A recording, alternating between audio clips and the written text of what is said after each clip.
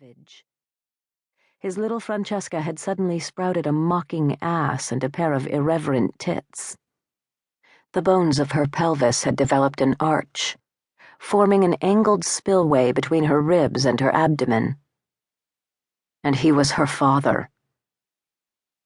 Just then, he was watching his daughter thrash to and fro in his binoculars, hurl herself forward with all her force to catch a ball. Her wet hair clung to her back and sides, to the expanse of flesh pebbled with salt. The teenage boys were playing volleyball in a circle surrounding her.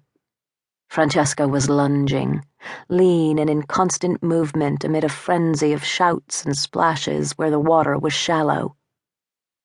But Enrico ignored the game entirely. Enrico was thinking about just one thing: his daughter's bathing suit. Christ, it doesn't hide a thing.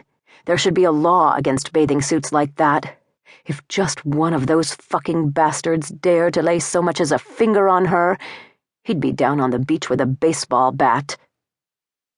"What do you think you're doing?"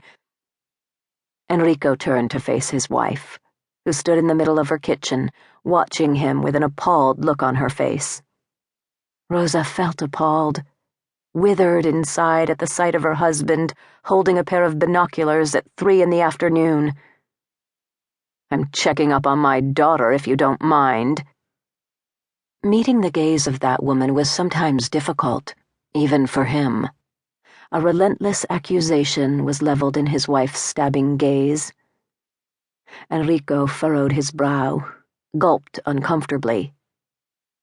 "It seems like the very least—" "You're ridiculous," she hissed at him.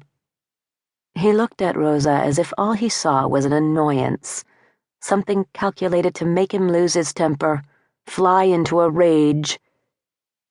"Oh, you think it's ridiculous to keep an eye on my daughter in this day and age? Have you noticed who she's going around with at the beach? Who are those boys? You want to tell me that?" Whenever Enrico lost his temper, and he lost it frequently, his face turned a mottled purple.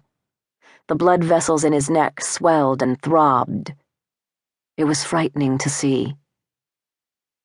When he was 20 years old, before he let his beard grow and put on all that weight, there was no anger. He was a handsome young man, newly hired at the Lucchini steel mill.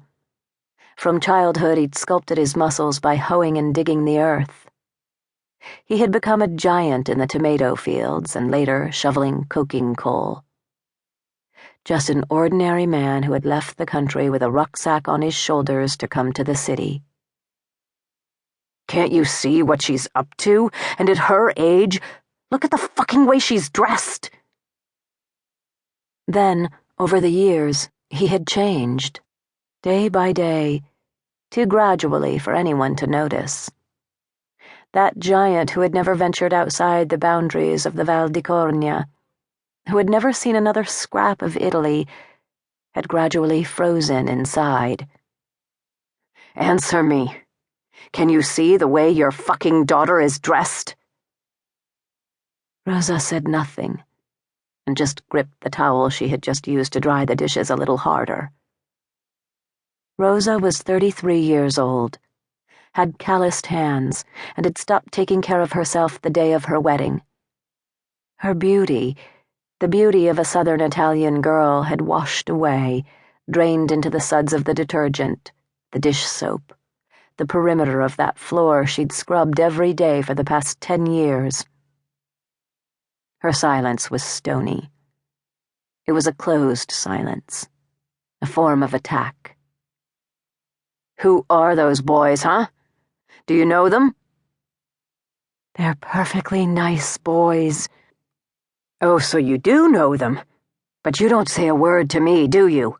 Why doesn't anybody tell me anything in this house? Francesca talks to you, doesn't she? Sure, she talks to you for hours and hours." Rosa threw the dish towel onto the table. "See if you can figure it out," she huffed. "Why she never talks to you?" But he'd already stopped listening. "Nobody tells me anything."